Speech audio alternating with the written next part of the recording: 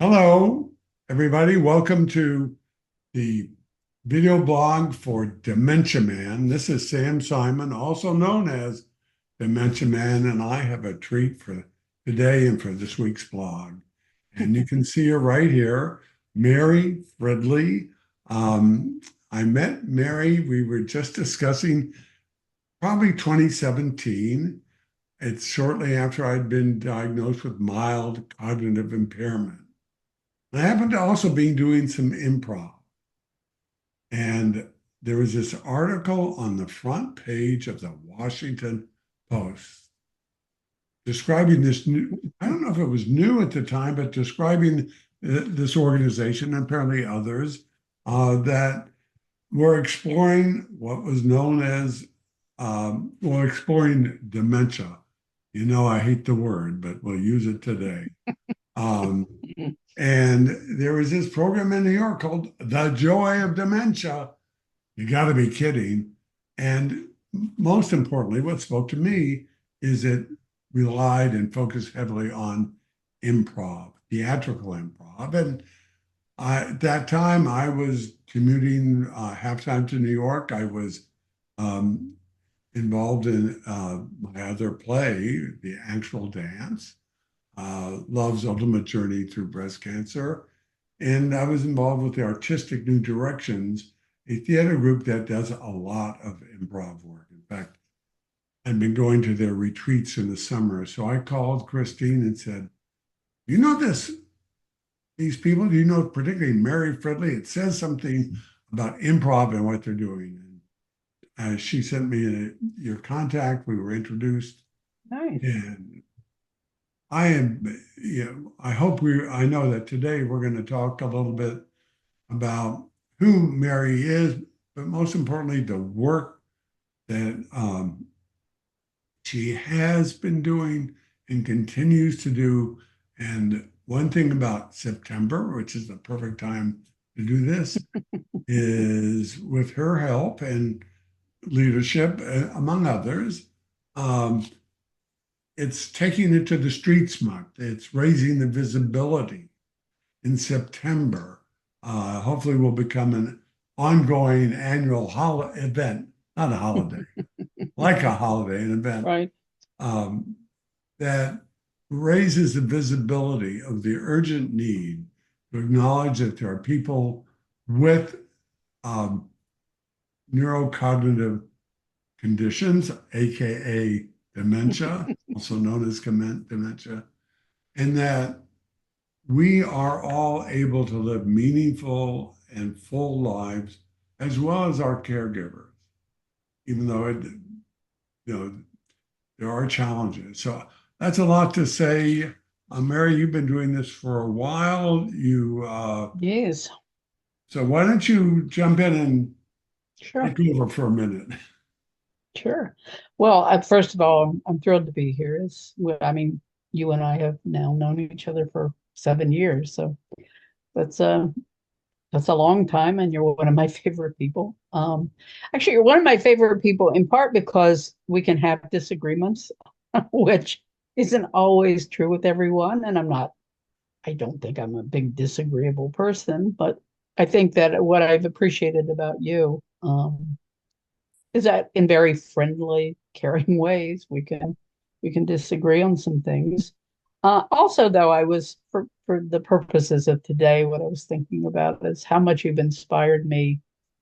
It's not that I know a lot about your work with Ralph Nader, but I knew you were a Nader's Raider, and of course I turn 70 tomorrow, so I'm old enough to now. Woo! Happy birthday! Oh, well, thank you. And I'm old enough to remember how just huge an impact he had and you all had against great odds. I mean, I remember the pushback against seatbelts and so many other things. I mean, the industry, was up in arms. So it took, I so much admire that. And in a way, and I'll kind of work my way back because I'm going to use that as a lead into taking it to the streets, Good. because I think one of the things you appreciate in particular, because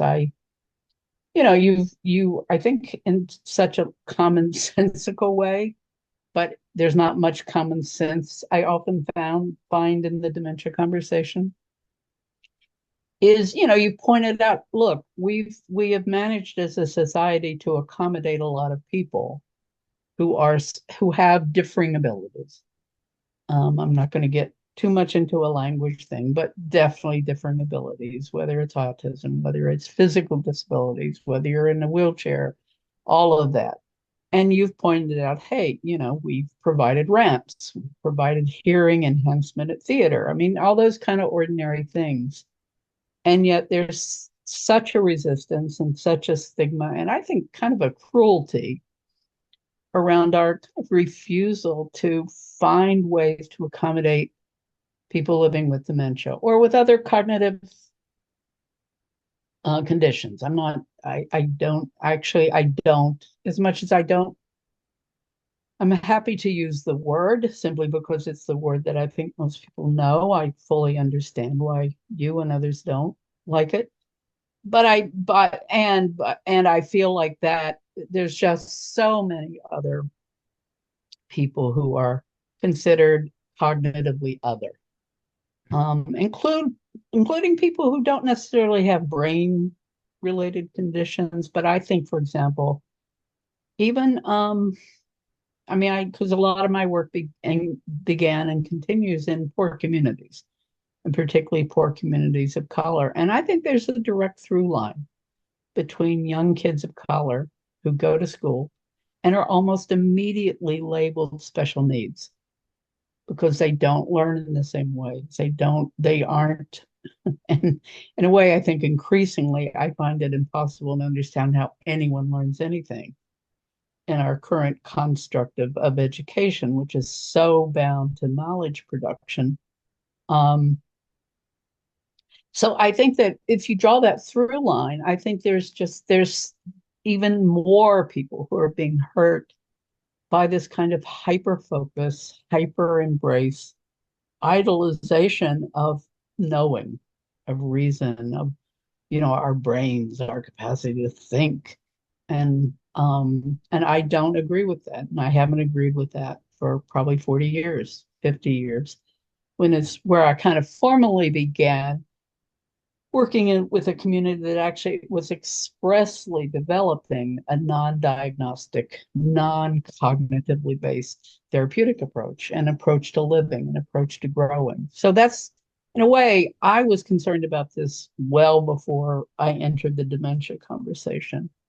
But I think coming back for a minute to Nader, and then is that I think that, in these last 40, 50 years, I've worn a lot of hats, but one of them was be a community activist and advocate. And I think if we learned anything from your work and from disability rights, from even the early cancer struggles, that certainly the fight against AIDS, which I was very involved with, that we have to win the hearts and minds of a broad group of people. It can't just be the people most immediately impacted. That we have to find ways to bring them into the conversation and help us create something new. So that's really what taking it to the streets was about. Can I say that's why I love the phrase reimagining. Yeah. I think what you just said is that it speaks to mindset. We have to learn to think differently, or almost see differently. Yeah. I don't think you have had a chance to see my last week's podcast, but I talked about an employee I had in my. Yes, I did see it. I loved it. And he turned out a kid, he was autistic, and it was 9/11, and I didn't happen to be in our office. It was downtown Washington, D.C. There were police and everybody in the streets, and this young man who was religiously strict family. He was Jewish, and somehow all of a sudden thought he was responsible for 9/11. Yeah. And it was we very poignant. had to take care of him, and we did. Yeah. And he had been and was a terrific computer coder in the early days, and he was a great employee. I had to work with other employees. I'm sure some of this can be talked about, but to explain some of his behaviors and Yeah. to ask them to accommodate it, even though it Yeah. may have been uncomfortable for them. But it taught me a lot, by the way. It's just, Yeah. I love the reimagining how we Yeah. can live with something uh, and the world differently. Um, Yeah. Certainly speaks to our day in this time. Oh, it does.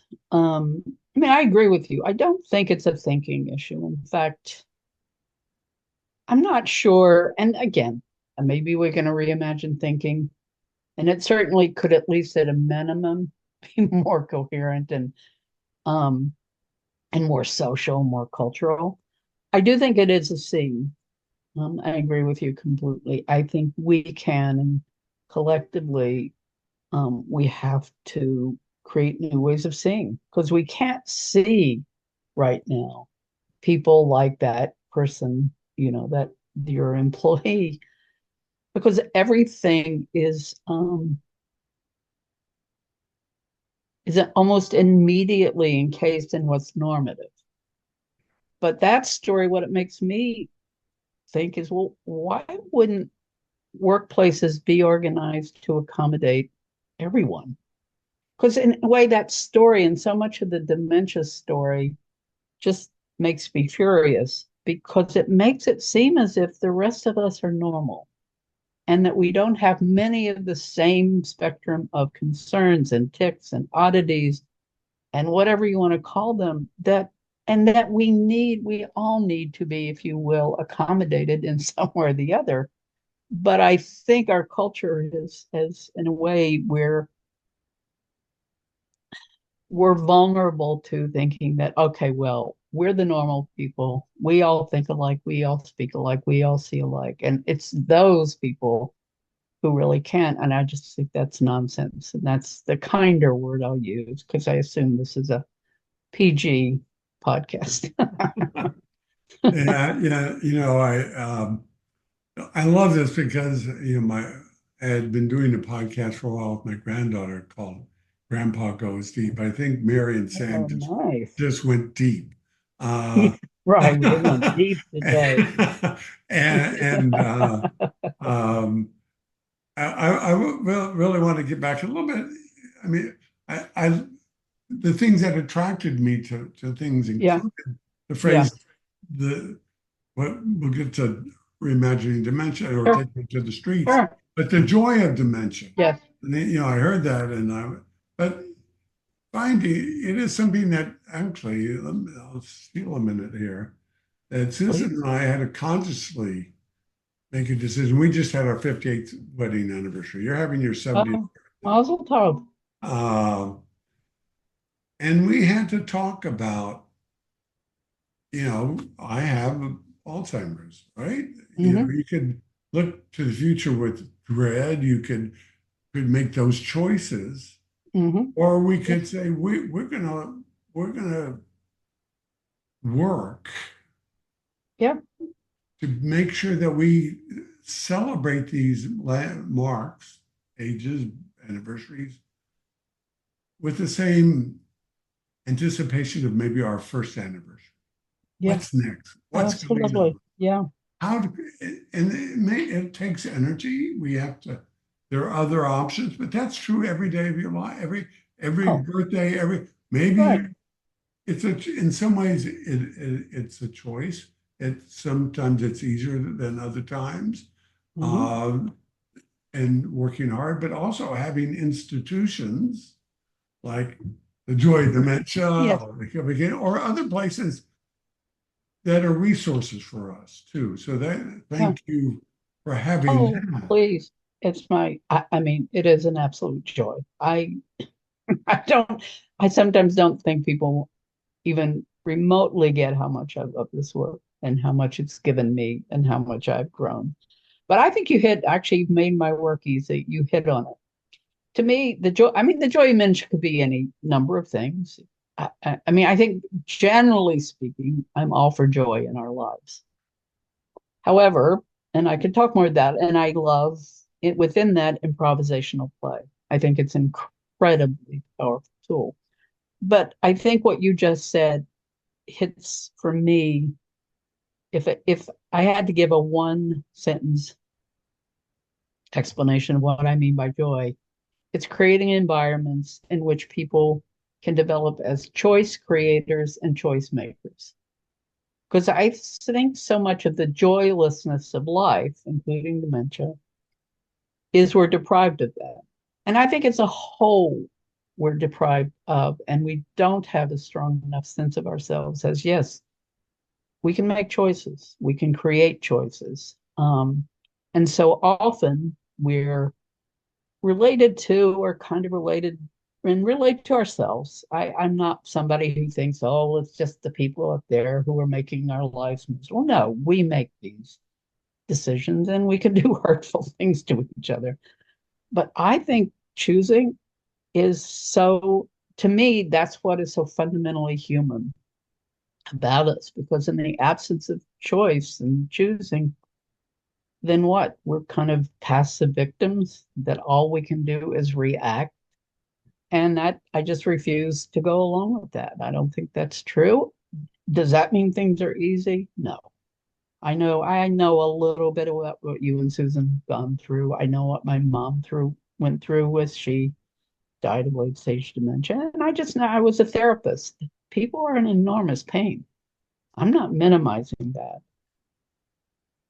But I think, nevertheless, even in my therapeutic work, I would endlessly ask, how do we want to do this together? Because you're right, there's an infinitude of ways that you can do something together. Um, and just very ordinary ways. I think, and it's such a strange question for people to hear because we're not used to it. But it just so enough. If nothing else, I love it because it makes you sit up and go, oh, wait a minute. One, there's a we here, and two, oh my gosh, we could actually create something else. And for me, reimagining is a creative act. It's not a mental act. It's not just thinking differently. It's creating something new. And in the creating of something new, yes, you can see differently. You can see in new ways. But that's ongoing. It's not like, oh yeah, let's create this and then let's just stop and be happy with that. Let's keep going because we're always going to have to create our lives and we're always going to be facing incredible challenges. I mean, just look at the world today. I mean, if that's not a crying out for some radically new ways of being, seeing, coming together, I don't know what is. Yes. Now, would your grandmother agree? Your granddaughter agree? We just went deep again. I think she's going to. So, uh, Her mind is gonna yeah, explode. she's in college and will be a senior now, and time's passed for that. Oh, how lovely. No, Mazel tov. but she's mentioned in the play, Emily, Yes. is yeah. Um, so, By the so way, I love your play. I'm going to give it a plug. I know you do, but as somebody who's actually seen it a few times, I hope everyone will, bring you to their town or find some way to see you in action. You're wonderful.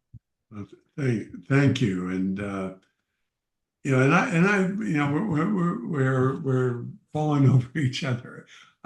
You're in New York at East End, Yes. but you travel. So I've seen you come to Washington, do other things, Yes, and you're available to that too, to be brought to. I am. Yeah, in fact, I'm probably gonna, if anything, I'm gonna use this because I don't know how much time we have. I know we don't have, and we don't want to go on and on. So Yeah, because I'm we gonna bore take a people. moment to just briefly talk about the Joy of Dementia and the coalition, just so Okay. people, I mean, they can look on our websites. They're not going to remember a whole lot, but just the Joy of Dementia, just to distinguish them, which I co-created with a good friend and partner, Dr. Susan Assad. Um, it's a workshop and conversation series where we do, as you say, utilize play and performance to help people create environments in which everyone, including people living with dementia, care partners, medical professionals, whoever wants to be there, we work together in real time to create community, to be able to be more open, especially more open emotionally. and just grow and do some new things and not just be so stuck in our identities of care or client or patient or but we're creators, we're builders, and it doesn't. And as long as we're doing it together, and as you know, in improv, what's wonderful is everything's an offer. So even if you're sitting there not talking, you're part of creating something. So it doesn't rely on us having to have these kind of idealized skills, including languaging, that everyone, um, puts up on a pedestal. You can create with anything. And then, and I do that. I lead those conversations, trainings, whatever. And then Reimagining Dementia came launched in 2020 during the pandemic, and it really was a response to the pandemic and the just painfully tragic, I mean, ugly impact it was having, particularly in care homes, but amongst the elderly, amongst people living with dementia in poor communities, and obviously eventually around the world. And Susan and I put out a call and said, we've got to meet this moment. There's just times when, as a human being, regardless of whether you're an activist or not, you've got to meet the moment as best you can. And you know that. And again, that's what I love about what you've done with your life. So we called some folks together who we'd met through Joy of Dementia, who are doing creative, innovative, wonderfully outside the box work, presenting very effective alternatives to the traditional biomedical or tragedy narrative kind of approach to dementia and cognitive decline. And we're now 4 years later. We have over 1,000 members, about 45 countries.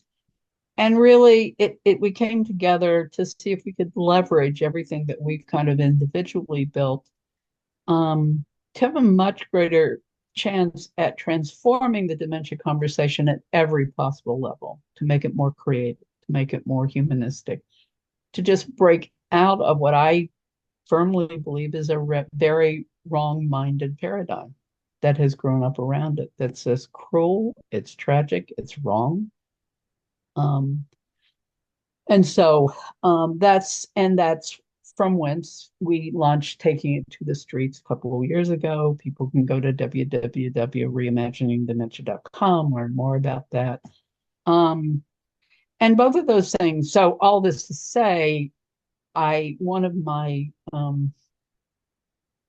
one of the things I really want to do in 2024, 25 is travel and go places and bring this out at an or more granular and local level. So yes, I will be doing a lot more traveling and would love to attend or join anyone anywhere who wants to give a jump start to reimagining dementia. And we need that. That's Oh, so. That's an unexpected side effect of what I did. Of course, my journey was, you get a diagnosis, right, of yeah. Alzheimer's, and there is that moment when you Hmm. don't know what to do. Yeah, Um, true. and luckily, I had done another play. You were kind enough to go see it right after we met, Yeah, called oh, The yes. Actual Dance, where Beautiful. I was in the care partner. Yeah. And I had a theatrical cohort who said, write about it. And perhaps the luckiest or best thing, that happened, that was my choice. There, Hmm. there are all sorts of other narratives. I don't even give them space in the limited time we have. That it is so important for this message that you can live a meaningful, albeit different life and moment with joy and with discovery and that there there's no limit on what might be discovered in this journey. Uh, I agree. I I think it's an opportunity. I really do. And I'm not saying that lightly. God knows I know what I went through with my mom. It was the most emotionally, like, it was the most emotional time of my life. However, I agree completely. I think a friendly addendum I would make is that let's stop pretending that everyone else is leading a meaningful life. right. I think that is so absurd. I mean, if we were, why is there a loneliness crisis? Why is there a mental health crisis? Why? And I'm not saying those lightly. I feel for people. I know the impact and the pain people are feeling, but why do any of us help perpetuate the myth that, oh yeah, we've got living the meaningful life down. It's only when we get dementia or something else that, oh, that goes out the window. And that's just absurd. You can live a meaningful life if you want to and are supported to live a meaningful life. That's going to have everything to do with what that means for you. You living a meaningful life is not going to be my meaningful life. But my gosh, we are facing a crisis. People are desperate for meaning and community. And I think you would agree, I'm simply arguing that we're going to have to create it together anew. It's not going to come from the top down. If we had the solutions, I would like to think we would be using them now. And in a way, I think that's why I feel so strongly about taking it to the streets and the coalition, because it seems clear to me. And this is why I appreciate all the ways you point out how we found ways to, again, I hate this word, but accommodate people who need accommodation, whatever. But my gosh, we can do it. We know how to do it. There's not a there. I don't believe for a moment we couldn't do far better. So it must be there's a certain absence of a political cultural will. So at some point we're going to have to engage that in a meaningful, talking about meaningful in a meaningful way. We can't just keep trying to fix individuals along the way because we could be doing better.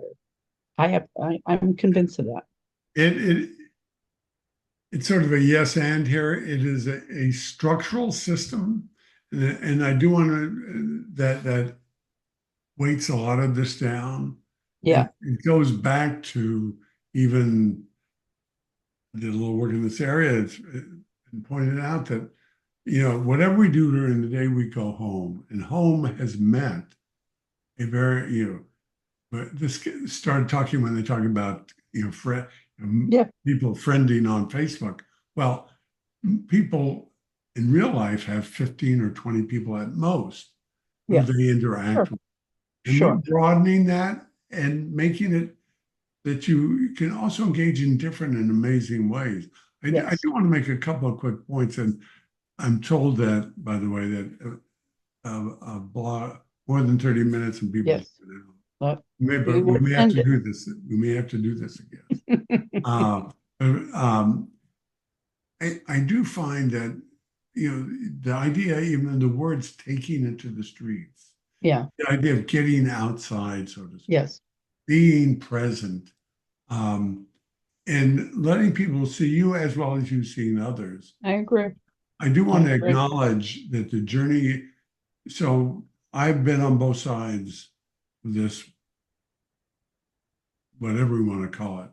Susan, my wife, in my first play was I had breast cancer. I had been pulled aside by the doctor, said, get ready. Of course, she survived.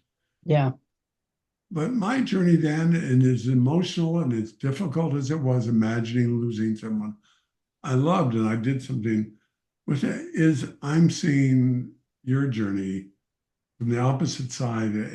But having been there, I think that the challenge of caregiver for those with significant cognitive decline is a unique challenge, and that I this agree. work is so important for them as Yes. well as us. Who know, I, I, I don't say I joke, but in the play, the first poem I wrote about this was, I wonder what the Sam of me then, which is when I'm no longer this Sam, will know about Right. me, this Sam. Right.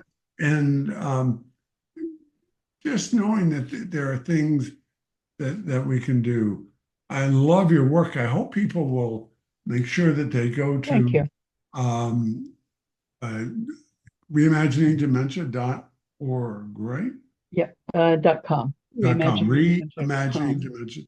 reimaginingdementia.com. And then we can continue doing this. I'll be part of that. We'll do something in the coming weeks. We will. size two or three um, It's all right. performances.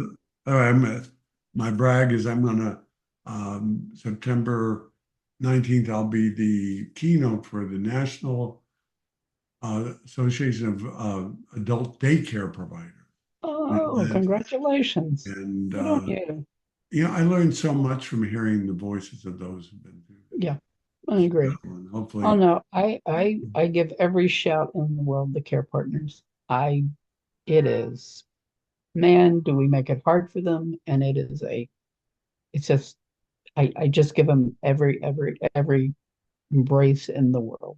but having, it's Zoom now, I would love people to have local chapters. If there could be groups here that, are here that they could go to that. And there are some, and Susan has what they call Yeah, a cohort yeah, to meet. But to find the joy in everything you do, and improv, by the I way, agree. I is agree. is a I mean, I didn't learn about it until late in my life too. Well, you may have learned earlier, but I started in the late 50s.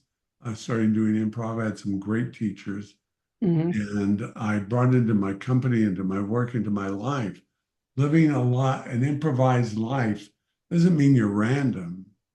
It Yes, exactly. means it Exactly. means that you, as you said, you accept information given, you have gifts to give Yes. your partner, and you ultimately find joy. You can, because as you know, everything is an offer. Yes, exactly. And regardless of whether you like it, think it's what you want, you learn how to accept offers and build with that. And the offers can be the crap of life. It's well, there's a lot of crap in life, and we can build together. Yeah. That to me is the joy. And, So yeah, let's definitely keep the conversation going. and Um, invite people into our conversation, this larger oh conversation. yeah, See my please. show, be part of Reimagining Dementia. Take it to the streets, go outside, go to a place, get some resources from you Yeah, guys. talk to strangers. Just share. That's all we're And, asking. we'll do this year to year as long as we continue in building institutions that help bring this into, Definitely. and it is reimagining. If I would ask anybody who hears this, stop, take that no out of your brain, and think of how, yes, Wow. you can be part of this positive thing. And thank you, Mary, so. Oh, thank you. Always a joy. And we'll do it again. We'll do it again.